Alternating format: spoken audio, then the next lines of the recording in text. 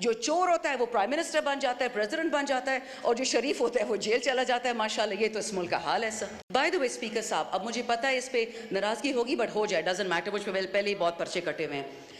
हमारी दो खवातीन थी पीटीआई की, जिनका कोर कमांडर हाउस से दूर दूर खड़ी थी। एक आज असेंबली में बैठी हैं, एक आज जेल में बैठी हैं। फ़र्क दोनों में ये है कि एक ने माफ़ी मांग ली टीवी एंकर से, और टीवी एंकर ने माफ़ करके आईपीपी में ढा के इस हाउस में ले आए।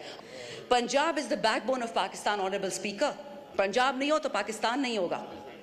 और हम क्या करते हैं कि जिस औरत ने कोरोना से और कोविड से पूरे पंजाब को, पूरे पाकिस्तान को बचाया, उसको हमने जेल में डाल दिया, because that is what she deserves। जो चोर होता है वो प्राइम मिनिस्टर बन जाता है, प्रेसिडेंट बन जाता है, और जो शरीफ होता है वो जेल चला जाता है। माशाल्लाह, ये तो इस मुल्क का हाल है सर। जाएंगे कहाँ सर? मेरे पास तो फॉरेन पासपोर्ट भी नहीं है, हम कहाँ जाएंगे? हमारे 10-10 हल्के में लोग हैं, 10-10 लाख, वो लोग कहाँ जाएंगे? 2 डिफरेंट प्राइम मिनिस्टर्स ने ये बात कही है इस वतन में। शर्म की बात है कि जिसने जाना है तो चला जाए। कहाँ जाए? 350 बंदा एक बोट में कैप्साइज हो जाता है। किसी ने उनके खानदानों का पूछा? कोई पेंशन दी, कोई प्लॉट दिया, कोई तमगा दिया उनको? This is what we are doing to our youth. Honourable speaker, in the last 2 years आपके पाकिस्तान से 15 लाख पढ़े लिखे बच्चे बच्चियां चले गई हैं। बहुत अजीम पाकिस्तान है। एक्सपोर्ट्स की शरह देखें, फाइनेंसिंग की शरह देखें। ये हम तो नहीं कहते सर, जो किताब है ये लोग छाप रहे हैं, मैं तो उससे पढ़ के बताती हूँ। लेकिन मुझे ये बताएं कि इस पाकिस्तान के साथ। Thank you honourable speaker, if you'll allow, as the first elected woman from the KP in the last 76 years in the history of Pakistan in this house, as well as given the dubious honor that I've not been allowed to speak on this very same floor for the last 4 months, I hope you'll be a bit tolerant and stand with me while I speak in 3 different languages, the last one for my own particular constituency. Honorable Speaker, the reason I decided to speak now, the honorable colleague who spoke just before me is somebody I consider a friend. Her father was an honorable colleague as well, and somebody I respected immensely. The reason I speak English, Honorable Speaker, is that unfortunately the elites of this country consider anybody who doesn't speak English as filth. Those of us that do not speak the language of Karachi and Lahore are relegated to the masses, the awam, as if it's something to be proud of.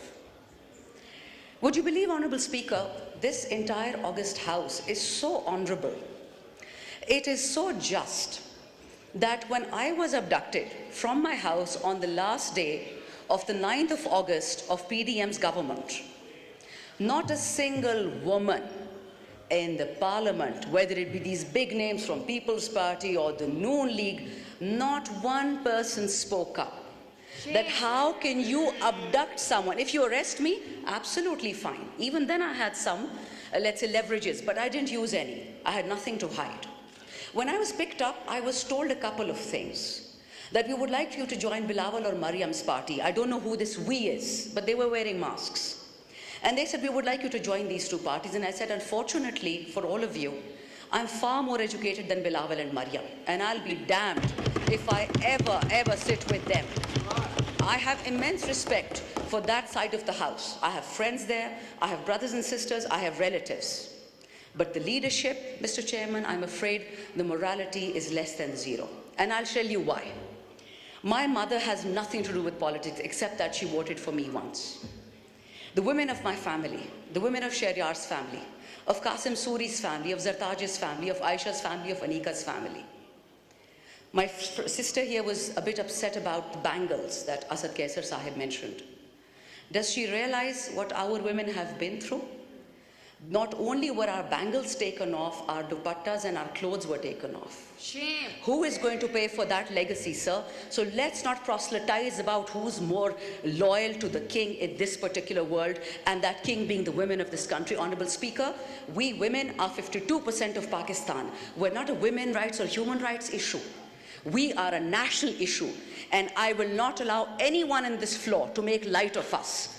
I have seen the honor code that my fellow sisters sitting on that side of the house operate on. Not one person spoke when Tayyaba Raja was grabbed by her hair by the Punjab police. So please, let's not pretend to be extremely moralistic. We are what we are. Egocentric, and fixated politicians who would sell our own mothers if it would give us a seat in this assembly. Form 45 and Form 47, it is an embarrassment to this country. Now I'll come to Urdu, Honorable Speaker. Acha ji.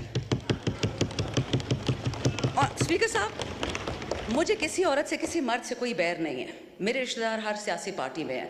बल्कि मुझे तो अक्सर जब हम government में थे मुझे डांटे पड़ती थी कि इसके रिश्तेदार तो पीपल में भी हैं, एएनपी में है, ये कॉम्प्रोमाइज है, एटसेट्रा एटसेट्रा. पिछले 2 साल में मुझ पे जितने केस हुए हैं और आप जिस चेयर पे बैठे हैं, अल्लाह करे कि आप वही हो जिनसे हम आपकी उम्मीदें रखते हैं. इसी हाउस के स्पीकर राजा साहब ने मेरा पासपोर्ट मुझसे चुराया हुआ है एज ऑफ जून 2022. 4 कवानीन के खिलाफ ऐसा किया है और मैं कुछ नहीं कर सकती थी as member of parliament.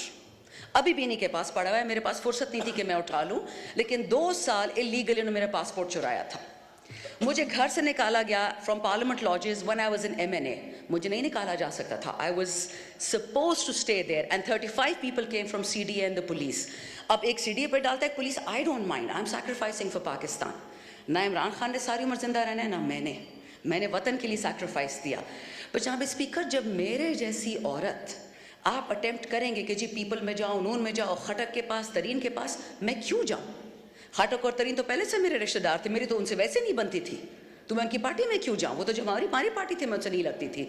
Speaker साहब, यू डोंट नो मी. मैं एक लड़ाका हूँ, हमेशा से थी. मैं हर किसी के साथ लड़ती हूँ, अपनी लीडर के साथ भी लड़ी हूँ, हक के लिए लड़ती हूँ. और आज आपको ये बता दूँ कि जितना झूठ इस कुरान के नीचे बोला जा रहा है ना, आई स्वेयर टू गॉड मेरी हड्डियों में दर्द शुरू हो जाती है. ये बजट लोगों को बर्बाद करने के लिए है. और सर, आप भी पाकिस्तान में रहते हैं, आपके मुलाजिम होंगे, आपके कोई गरीब रिश्तेदार भी होंगे. ये जो बड़ी बड़ी अंग्रेजी हमें सुना रहे हैं, oh this salary tax and that digitization. Sir, you are destroying digitization. आप कंप्यूटर्स पे टैक्सेस लगा रहे हैं, किताबों पे, हार्ट स्टेंट्स पे, चैरिटी हॉस्पिटल जिस पे 50 से ज़्यादा बेड हो, आपने फार्मास्यूटिकल्स की 18% शरह बढ़ा दिया, रॉ मटेरियल की 18% उस अस्पताल पे टैक्स डाल दिया है.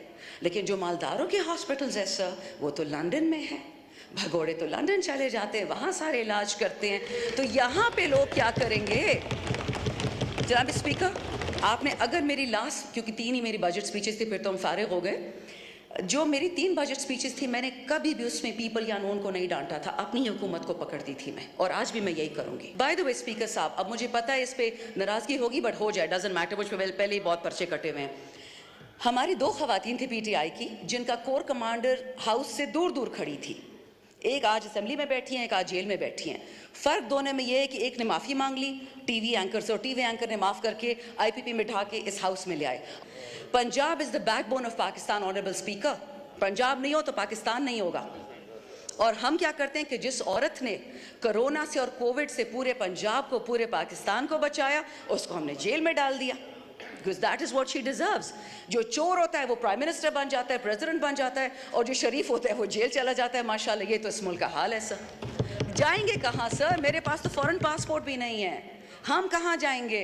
हमारे 10-10 हल्के में लोग हैं, 10-10 लाख, वो लोग कहाँ जाएंगे?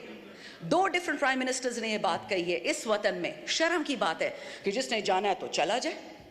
कहाँ जाए? 350 बंदा एक बोट में कैप्साइज हो जाता है. किसी ने उनके खानदानों का पूछा? कोई पेंशन दी, कोई प्लॉट दिया, कोई तमगा दिया उनको? This is what we are doing to our youth. Honourable speaker, in the last 2 years आपके पाकिस्तान से 15 लाख पढ़े लिखे बच्चे बच्चियां चले गई हैं. बहुत अजीम पाकिस्तान है. एक्सपोर्ट्स की शरह देखें, फाइनेंसिंग की शरह देखें. ये हम तो नहीं कहते सर, जो किताब है ये लोग छाप रहे हैं, मैं तो उससे पढ़ के बताती हूँ.